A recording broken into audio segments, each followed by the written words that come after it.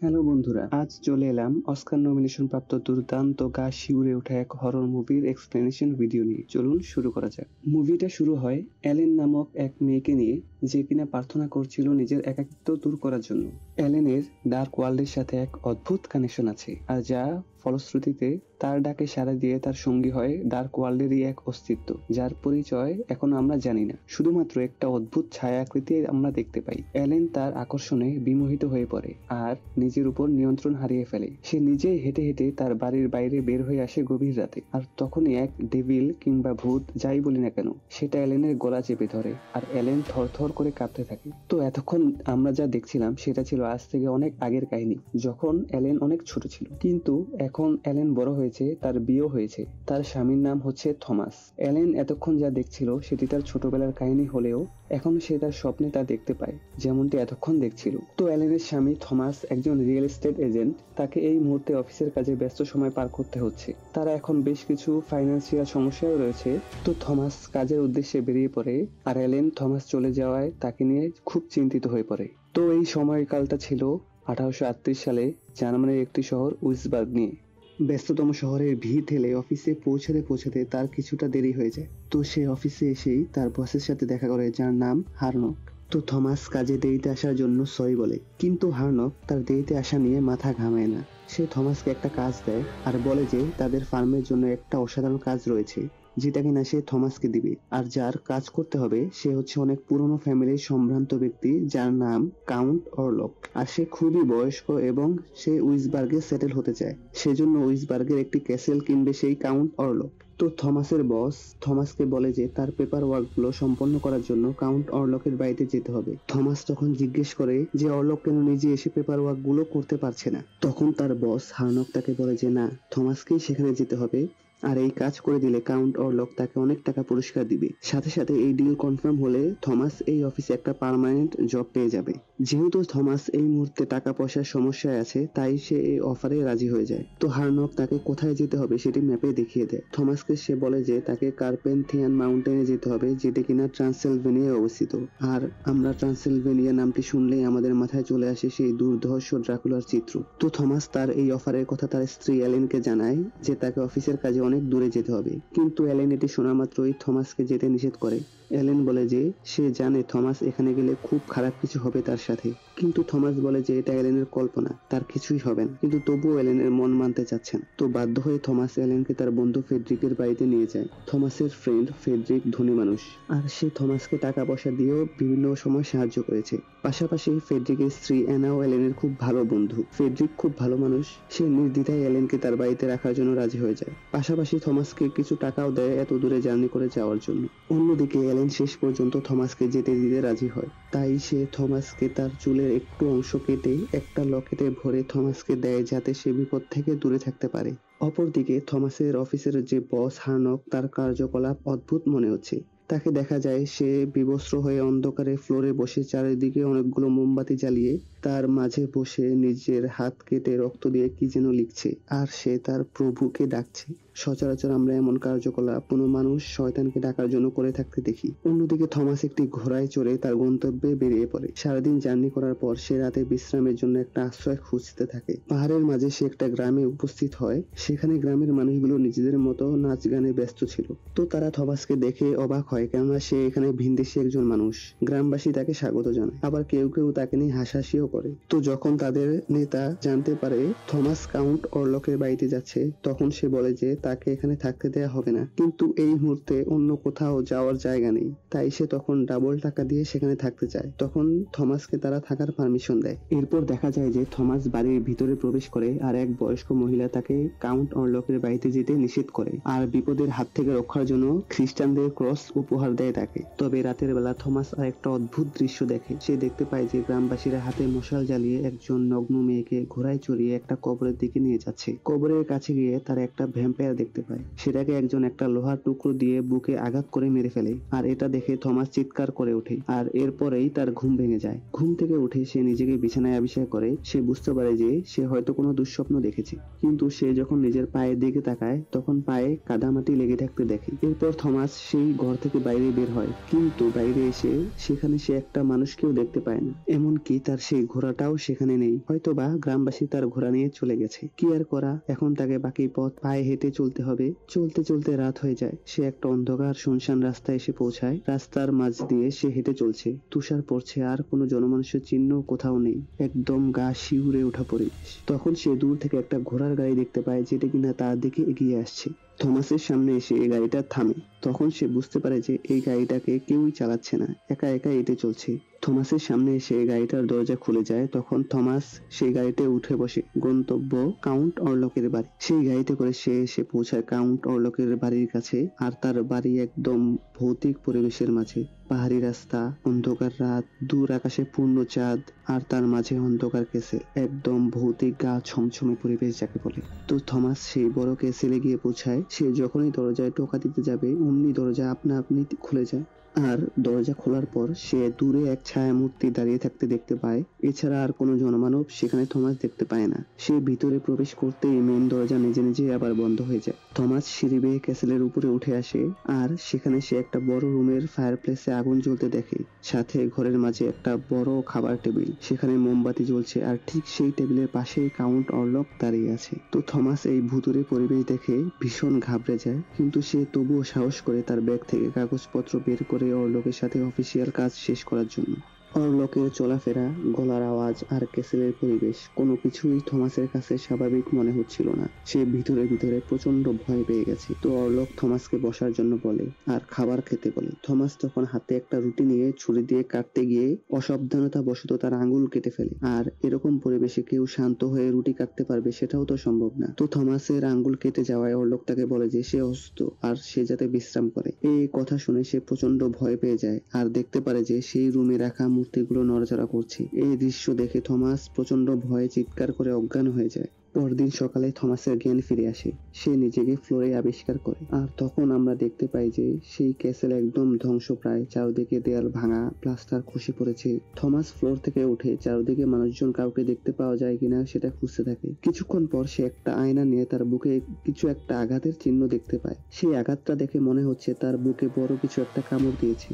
সে আশেপাশে কাউন্ট অরলককে আর দেখতে পায় না। রাতের বেলা আবার থমাসের সাথে কাউন্ট অরলকের দেখা হয়। আর তখন থমাস সব পেপার ওয়ার্ক কমপ্লিট করে। অরলক তার সিলমোহর লাগিয়ে সেই পেপার থমাসকে দেয় সাইন করার জন্য। তো এমন সময় অরলক থমাসের কোমরে এলেনের দেয়া সেই লকেট দেখতে পায় আর সেটা থমাসের কাছে চায় দেখার জন্য।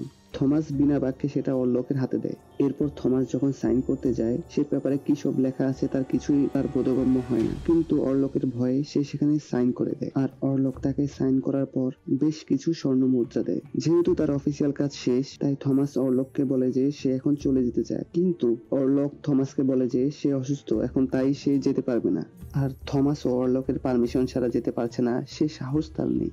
পরের দিন সকালে তার আবার ঘুম ভাঙে আর সে নিজেকে আরো দুর্বল অনুভব করে। এবারও সে তার বুকে আগের মতো ক্ষত আবিষ্কার করে, যা কিনা দেখে মনে হচ্ছে ভয়ানক কিছু তার বুকে কামড় দিয়েছে। সে এসব অস্বাভাবিক কার্যকলাপ দেখে উদ্ভ্রান্ত হয়ে যায় আর প্রাণপণে এখান থেকে পালিয়ে বের হতে চায়। সেজন্য দৌড় দিয়ে সে মেইন গেটের দিকে যায় আর সেটা খুলতে চেষ্টা করে, কিন্তু খুলতে ব্যর্থ হয়। প্রতিটা দরজা একদম শক্তভাবে বন্ধ করা। এরকম ভাবে দরজা খুঁজতে খুঁজতে সে একটা ছোট দরজা দেখতে পায়, যা কিনা তালা মারা ছিল। সে একটি পাথর নিয়ে তালা ভেঙে ভিতরে প্রবেশ করে।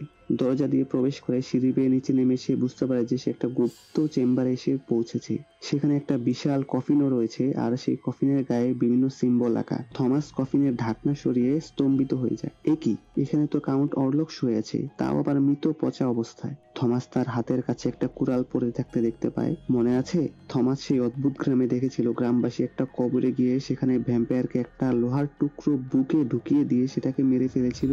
এখানেও থমাস সেই একই কাজ করতে চাচ্ছে। থমাস কুড়ালটা নিয়ে যেই অরলককে আঘাত করতে যাবে, ঠিক তখনই অরলক জেগে ওঠে আর কুড়াল ধরে ফেলে হাত দিয়ে। এরপর থমাসকে ফেলে দেয় ধাক্কা দিয়ে আর কফিনে উঠে দাঁড়ায় অরলক। থমাস বুঝতে পারে এবার তার সময় শেষ, এখনই হয়তো তাকে মারা পড়তে হবে এই অভিশপ্ত ক্যাসেলে। সে প্রাণ বাঁচাতে উল্টো দিকে দৌড় দেয় আর দরজা লাগিয়ে দেয়। অন্যদিকে অপরদিকে এলেনের দেয়া সেই লকেটটা অর্লকের কাছে রয়ে গেছে।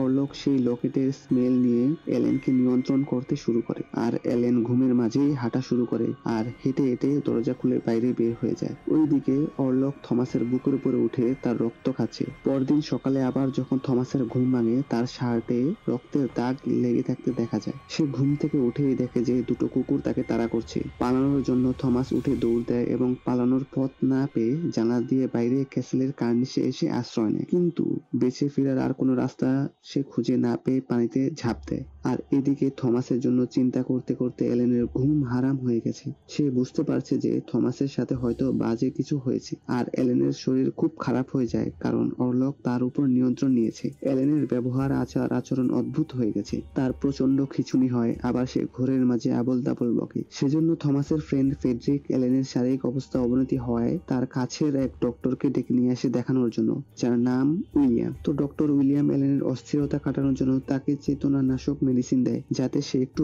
আরামে বিশ্রাম নিতে পারে, একটু ঘুমাতে পারে। পরবর্তী দৃশ্যে দেখা যায় যে ডক্টর উইলিয়ামকে তার হাসপাতালের এক কর্মী জানায় যে তাদের এখানে এক পাগলকে ধরে আনা হয়েছে, কারণ সেই পাগল জ্যান্ত পশু খেয়ে ফেলছে। তো তখন ডক্টর সেই রোগীকে দেখার জন্য একটা বন্ধ সেলে আসে। সেখানে আমরা দেখতে পাই যে পাগল লোকটি আর কেউ নয়, থমাসের বস হার্নক। হার্নক তখন বলে যে তার প্রভু আসছে, যে এসে সবকিছু নিজের করে নেবে। এসব বলতে বলতে সে তার হাতে থাকা একটা কবুতরকে জীবিত খেয়ে ফেলে কামড়ে। এটি দেখে ডক্টর উইলিয়াম প্রচন্ড অবাক হয়ে যায়, কিন্তু সে কি হচ্ছে কেন হচ্ছে তার কিছুই বুঝতে পারে না। অপরদিকে এলেনের অবস্থা ক্রমে আরো খারাপ হচ্ছে। কোনোভাবেই তাকে শান্ত রাখা যাচ্ছে না। ডক্টর উইলিয়ামও কিছুই বুঝতে পারছে না। তখন ডক্টর ফেডরিককে বলে যে এলেনের চিকিৎসা সে করতে পারবে না, কিন্তু তার এক টিচার আছে যে হয়তোবা এলেনকে সাহায্য করতে পারবে। উইলিয়ামের টিচার হচ্ছে এক বিখ্যাত সায়েন্টিস্ট ভন ফ্রান্স। তো এই সায়েন্টিস্ট সম্পর্কে কিছু জানিয়ে রাখা দরকার। সে একদিকে সায়েন্টিস্ট, অপরদিকে তার অনেক বদনামও আছে।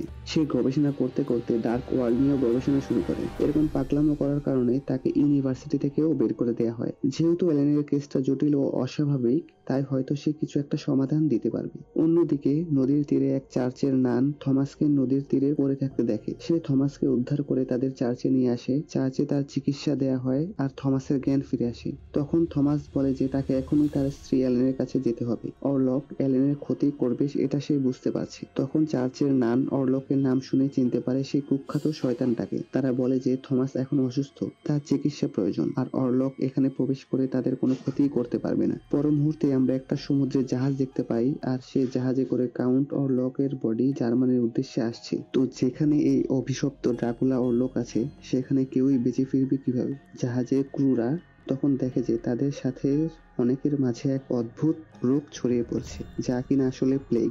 তাদের শরীরের বিভিন্ন স্থানে ক্ষত, কেউ কেউ বমি করতে করতে মৃত পায়, অনেকেই মারা যায়। জাহাজের এক ক্রু বুঝতে পারে যে তাদের এখানে এই অভিশাপের জন্য দায়ী তাদের জাহাজে রাখা সেই অদ্ভুত কফিনটা। এই কফিনটাই সকল সমস্যার উৎস। তাই সে হাতে হারিকেন নিয়ে ভয়ে ভয়ে কফিনটার কাছে যায়, আর সেটা খুলে ভিতরে কি আছে সেটাকে মারতে যায়। ঢাকনা খুলে সে কফিনের ভিতর শত শত ইঁদুর দেখতে পায়, আর তখনই অর্লক তাকে সেখানে নৃশংসভাবে মেরে ফেলে। অপরদিকে ফেডরিক ও ডক্টর উইলিয়াম তার টিচারের বাড়িতে যায়। বাড়িতে প্রবেশ করে তারা দেখতে পায় যে ভন ফ্রান্স বসে বসে ধ্যান করছে। আর উইলিয়াম যখন তার টিচারের কাছে যায়, তখন সে তার পুরনো ছাত্রকে দেখে খুশি হয়ে তাকে জড়িয়ে ধরে। অন্যদিকে থমাস পুরোপুরি সুস্থ না হয়ে একটা ঘোড়া নিয়ে এলেনের কাছে আসার জন্য রওনা হয়। ফেডরিক ভন ফ্রান্সকে নিয়ে আসে এলেনের অবস্থা দেখার জন্য তার বাড়িতে। ভন ফ্রান্স এসে বলে এলেনের হাত পায়ের বাঁধন খুলে দিতে, এবং এলেনকে সে সবকিছু খুলে বলতে অনুরোধ করে, আর এলেন সব তাকে বলতে থাকে। দিনের বেলা এলেন কিছুটা সুস্থ থাকলেও রাতে তার অবস্থা খুব বেশি খারাপ হয়ে যায়। সে একটা ঘোরের ভিতর চলে যায়, আর তার চোখ উল্টে যায়, প্রচুর ঘামতে থাকে। সে এমন সব কাজ করতে থাকে যেটা মানুষের উপর অশরীরী কোনো আত্মা ভর করলে মানুষ করে থাকে। ভন ফ্রান্স মন্ত্র পড়ে অনেক চেষ্টা করেও এলেনকে শান্ত করতে পারে না। তখন সে বলে যে কোনো এক শয়তানের নিয়ন্ত্রণে আছে এলেন, কিন্তু ফেডরিক আর ডক্টর উইলিয়াম তা বিশ্বাস করে না, কেননা এটা কোনোভাবেই সায়েন্সের সাথে যায় না। তখন ভন ফ্রান্স বলে যে এই পৃথিবীতে এমন এমন জিনিস সে দেখেছে যেটা দেখলে আইজ্যাক নিউটনও তার মায়ের গর্ভে লুকিয়ে যেত। এরপর ভন ফ্রান্স সেখান থেকে চলে যায়। অন্যদিকে হাসপাতালের চেম্বারে বন্দি সেই পাগল যে কিনা থমাসের বস হার্নক, সে প্রচন্ড অসুস্থ হয়ে পড়ে আর গার্ডকে হেল্প করার জন্য ডাকতে থাকে। তার মুখ দিয়ে প্রচুর ফেনা বের হচ্ছিল, তাই গার্ড তাকে চেয়ার থেকে দড়ি খুলে মুক্ত করলে সে গার্ডকে কামড় দিয়ে মেরে ফেলে সেখান থেকে পালিয়ে যায়। আর যে ভয়টা ছিল সেটাই হলো, ড্রাকুলা অরলক সেই জার্মানির উইসবার্গে এসে পৌঁছেছে। থমাস যে ঘোড়ায় করে রওনা হয়েছিল এলেনের কাছে আসার জন্য, শেষ পর্যন্ত সে ফিরতে পেরেছে এলেনের কাছে। আর এলেনও তার অন্তরে সেটা অনুভব করে যখন সে দরজায় এসে পৌঁছায়। এলেন তখন দৌড়ে বাইরে এসে অচেতন অবস্থায় নিচে থমাসকে পড়ে থাকতে দেখতে পায় আর তাকে সেখান থেকে নিয়ে বিছানায় শুইয়ে দেয়। কিছুক্ষণ পর তার জ্ঞান ফিরে আসে। তৎক্ষণাৎ ফ্রেডরিকের বাড়ির দরজায় কে যেন কড়া নাড়ে। ফ্রেডরিক দৌড়ে গিয়ে দরজা খুলে দেখে শহরের পুলিশ তার দরজায় দাঁড়িয়ে আছে। এত রাতে পুলিশ দেখে ফ্রেডরিক অবাক। তখন পুলিশ ফ্রেডরিককে নিয়ে যায় তার বাড়ির পাশে, যেখানে একটি নৌকা বিধ্বস্ত অবস্থায় ভাঙা পড়ে আছে আর তার ভিতর থেকে শত শত ইঁদুর সারা শহরময় ছড়িয়ে যাচ্ছে। আর নৌকায় কিছু মৃত লাশ থেকে তারা বুঝতে পারে যে এই ইঁদুরগুলোর কারণে নৌকায় প্লেগ ছড়িয়েছে আর সেই ভয়ানক প্লেগ রোগ এখন তাদের শহরে আক্রমণ করবে। অন্যদিকে সেই পাগল হার্নক হাসপাতাল থেকে পালিয়ে অরলকের কফিনটা নৌকায় করে নিয়ে অরলকের কেনা সেই পরিত্যক্ত ক্যাসেলের দিকে যাচ্ছে। হার্নক এখন অরলকের পোষা কুকুর হয়ে আছে। সে অরলকের কথায় যা কিছু করতে বাধ্য, বিনিময়ে সে অমরত্ব চায়। হার্নক বলে যে অরলক তাকে আদেশ দিলে সে গিয়ে এখনই এলেনকে তুলে নিয়ে আসবে, কিন্তু অরলক বলে যে এলেনকে স্বইচ্ছায় আসতে হবে, জোর করলে চলবে না। এরপর দেখা যায় যে হাসপাতালে ডক্টর উইলিয়াম ও তার টিচার নৌকায় পড়ে থাকা লাশগুলোকে পরীক্ষা করছে, যে তারা কিভাবে মারা গেছে সে সম্পর্কে কিছু তথ্য পাওয়া যায় কিনা। তারা আবিষ্কার করে যে মৃতদেহগুলোতে একটু রক্ত অবশিষ্ট নেই আর শরীরে যে কামড়ের দাগ রয়েছে তা কোনো ইঁদুরের তো নয়। ভন ফ্রান্স বুঝতে পারে যে এটা কোনো সাধারণ প্লেগ না। আর এরপর আমরা দেখতে পাই যে অরলক তার হাত শহরের দিকে বাড়িয়ে দিচ্ছে আর তার সেই হাতের অভিশপ্ত ছায়া পুরো শহরকে গ্রাস করে ফেলছে। তো ভন ফ্রান্স বলে যে এই শহরে ছড়িয়ে পড়া প্লেগ যে সাধারণ কোনো প্লেগ না, আর এর পেছনে যার হাত রয়েছে সে এক ভয়ানক ভ্যাম্পায়ার নসফেরাতু, যাকে আমরা অরলক নামে জানি। অন্যদিকে রাতের বেলা এলেনের ঘুম আসছে না, তাই সে এনার সাথে গিয়ে তার সাথে শুয়ে পড়ে। আর গভীর রাতে এলেনের ঘুম ভেঙে যায়। সে দেখতে পায় যে তার রুমে ভ্যাম্পায়ার নসফেরাতু এসে উপস্থিত। সে এলেনকে জানায় যে তার স্বামী তাকে অরলকের হাতে তুলে দিয়েছে। মূলত থমাস অরলকের যে কাগজে সাইন করেছিল তাতে এসবই লেখা ছিল যে থমাস এলেনকে তার হাতে তুলে দিচ্ছে, আর সেটা থমাস স্বাক্ষরও করেছিল। আর এখন এলেনকে নিজ ইচ্ছায় অরলকের কাছে আসতেই হবে। আর এলেন যদি নিজ ইচ্ছায় না আসে তাহলে সে এলেন যাদেরকে ভালোবাসে তাদের সবাইকে মেরে ফেলবে। নসফেরাতু এলেনকে 3 রাত সময় বেঁধে দিয়ে যায় সিদ্ধান্ত নেয়ার জন্য, যার মাঝে আজকে 1 রাত। এরপর আর 2 রাত সময় পাবে সে। এটা বলে অরলক চলে যায় আর এলেনের ঘুম ভেঙে যায়। সে তখন পাশ ফিরে দেখে বিছানায় এনা নেই। এনা নিচে পড়ে আছে আর ছটফট করছে, আর তার শরীরের উপর কয়েকটা ইঁদুর ঘুরছে। তার বুকে কামড়ের দাগ, অর্থাৎ এনাও নসফেরাতুর প্লেগে আক্রান্ত হয়েছে। আর এই দৃশ্য দেখে এলেন চিৎকার করে ওঠে।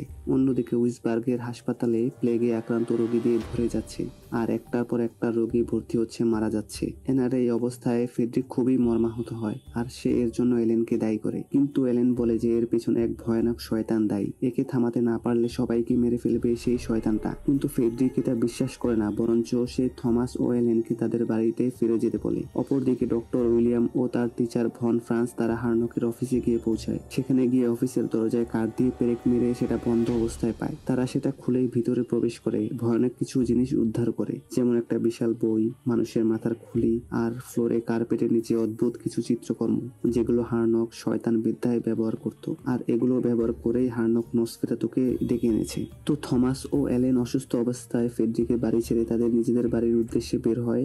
আর ভন ফ্রান্স ও উইলিয়াম ফ্রেডরিকের কাছে এসে জানতে পারে যে ফ্রেডরিক এলেন ও থমাসকে বাসা থেকে বের করে দিয়েছে। তখন ভন ফ্রান্স বলে যে সে ভুল কাজ করেছে। সে বলে যে নসফেরাতুকে শেষ করতে না পারলে তারা কেউই বাঁচবে না, কিন্তু ফ্রেডরিক এসবে বিশ্বাস করে না। সে তার স্ত্রী অ্যানাকে নিয়েই বেশি চিন্তিত। কোনো শয়তান সম্পর্কে আবল তাবল শুনতে সে ইচ্ছুক না, তাই সে তাদের বাসা থেকে চলে যেতে বলে। এরপর ফ্রেডরিক তার 2 মেয়েকে নিয়ে হতাশ হয়ে নিচে বসে থাকে। অন্যদিকে থমাস ও এলেন তাদের বাড়িতে এসে পৌঁছায় আর এলেন তখন থমাসকে বলে যে সে কিছু কথা কনফেস করতে চায়, যা শুনে থমাস কোনোভাবেই রিয়েক্ট করতে পারবে না বলে প্রমিস করায়। এলেন বলে যে সে ছোটবেলায় একাকিত্ব দূর করার জন্য এই শয়তানের সঙ্গ নিয়েছিল। তার সাথে সেই শয়তানের ডিল হয়েছিল তারা একসাথে থাকবে আর তার মাঝে ডার্ক ওয়ার্ল্ডের সাথে যোগাযোগ করার ক্ষমতা আছে। সেই সব শয়তানের অস্তিত্ব বুঝতে পারে, তাদেরকে দেখতে পারে। তার সাথে এই শয়তানের বন্ড তৈরি হবার কারণে সে এখন এলেনকে চাইছে, না হলে সে সবাইকে মেরে ফেলবে। কি করবে থমাস এখন? ভন ফ্রান্স হার্নকের সেই বিশাল বই থেকে কিভাবে এই নসফেরাতুকে আটকাতে হবে তা বের করতে সক্ষম হয়। প্রথম সূর্যের আলো এই অরলকের গায়ে লাগলে আর সে পর্যন্ত তাকে তার আস্তানায় ফিরে যাওয়া থেকে আটকে রাখতে পারলে তবেই শেষ হবে এই নসফেরাতু, আর এটা কেবলমাত্র এলেনই পারবে। এইদিকে ফেডরিক হাতে একটা বন্দুক নিয়ে এনাকে সাথে করে ঘুমাচ্ছে। তখন এনা তার দুই মেয়ের চিৎকার শুনে ঘুম ভেঙে তাদের ঘরের দিকে দৌড়ে যায়,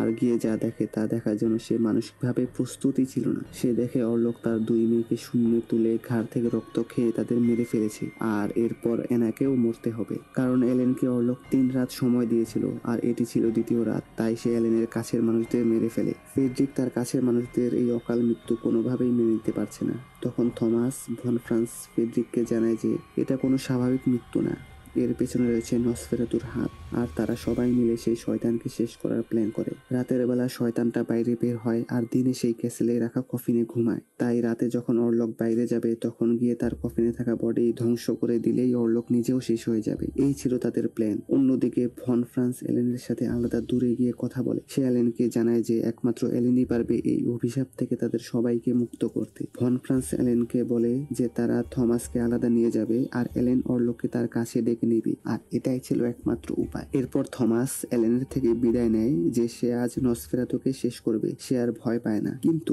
এই মুহূর্তে তারা ফেডরিককে কোথাও খুঁজে পায় না। ফেডরিক এনা ও তার দুই মেয়ের লাশের কাছে এসে কান্না করতে থাকে। এখানে দেখা যায় যে ফেডরিক নিজেও প্লেগে আক্রান্ত। তখন ফেডরিক গিয়ে মৃত এনার কফিন খুলে ফেলে। অন্যদিকে থমাস ও ডক্টর উইলিয়াম সাথে ভন ফ্রান্স ফেডরিককে খুঁজতে খুঁজতে এখানে এসে পৌঁছায় আর দেখতে পায় যে ফেডরিক এনার বুকের উপর মৃত অবস্থায় পড়ে আছে। তখন তারা সেই স্থান কেরোসিন দিয়ে জ্বালিয়ে দেয় যাতে আর প্লেগ না ছড়ায়। রাতের বেলা তারা 3 জন মিলে মশাল হাতে নৌকায় করে বেরিয়ে পড়ে সেই পরিত্যক্ত ক্যাসেলের উদ্দেশ্যে। কিন্তু এটা ছিল শুধুমাত্র একটা ডিস্ট্রাকশন। আসল উদ্দেশ্য ছিল এলেন অরলককে ডাকবে, আর এলেন সেটাই করে। সে মন থেকে অরলককে আহ্বান করে আর অরলক এলেনের সেই ডাক শুনে তার কাছে চলে আসে। অরলক দেখে যে এলেন তার জন্য বউ সেজে অপেক্ষায় আছে। অন্যদিকে সেই ক্যাসেলে এসে পৌঁছায় তারা, আর অরলকের কফিন খুঁজতে ভিতরে প্রবেশ করে। তারা অরলকের সেই কফিনটা খুঁজে পায়, কিন্তু কফিনের সামনে অজস্র ইঁদুর ঘুরছে। তারা কফিনের ঢাকনা সরিয়ে যেই আঘাত করে তখন দেখে যে একই ভিতরে অরলক নেই, সেখানে আছে হার্নক। তখন থমাস বুঝতে পারে যে অরলক এই মুহূর্তে এলেনের সাথে রয়েছে আর ভন ফ্রান্স থমাসকে ধোঁকা দিয়েছে। তখন ভন ফ্রান্স বলে যে এটাই একমাত্র উপায়, আর এলেন তার নিয়তি কখনোই এড়াতে পারবে না। এরপর সে সম্পূর্ণ স্থানটা কেরোসিন দিয়ে জ্বালিয়ে দেয়। এইদিকে অরলক এলেনকে জিজ্ঞেস করে যে সে নিজ ইচ্ছায় তাকে অরলকের কাছে সঁপে দিয়েছে কিনা। তখন এলেন বলে যে হ্যাঁ, কারণ তাকে নিজের জীবন উৎসর্গ করতেই হতো সবাইকে বাঁচানোর জন্য। অরলক তখন এলেনের সাথে মিলিত হয়, এলেনের রক্ত খাওয়া শুরু করে। কিন্তু এর মাঝে বিভোর অরলক বুঝতেই পারে না কখন যে রাত পার হয়ে গেছে। থমাস ও এলেনকে বাঁচানোর জন্য দৌড়ে বাড়ির দিকে আসতে থাকে। সূর্যের আলো অরলককে দুর্বল করে দিচ্ছে, কিন্তু এলেন অরলককে যেতে দিতে চাচ্ছে না। অরলক এলেনকে এত গভীরভাবেই ভালোবাসে যে সে সূর্যের আলো উপেক্ষা করেও এলেনের কাছে থেকে গেছে। কিন্তু এখন তার সময় শেষ হয়ে গেছে। সূর্য পুরোপুরি উঠে গেছে আর অরলক শেষ পর্যন্ত মারা যায় এলেনের বুকে। থমাস বাড়ি এসে এলেনকে বিছানায় পায়। এলেন তখন তার শেষ নিঃশ্বাস ত্যাগ করছে। থমাস এলেনের হাত ধরে থাকে। এই অবস্থায় এলেন মারা যায়। এলেনের এই নিঃস্বার্থ স্যাক্রিফাইস সবাইকে বাঁচিয়ে দিয়েছে। তো এই ছিল মুভির স্টোরি। ভিডিওটি ভালো লাগলে ভিডিওতে লাইক দিন, কমেন্টে জানান আপনি এরপর আর কোন মুভি রিভিউ দেখতে চাচ্ছেন, ও প্রতি সপ্তাহে এরকম অসাধারণ সব মুভি রিভিউ দেখতে চাইলে চ্যানেলটি সাবস্ক্রাইব করুন। ধন্যবাদ।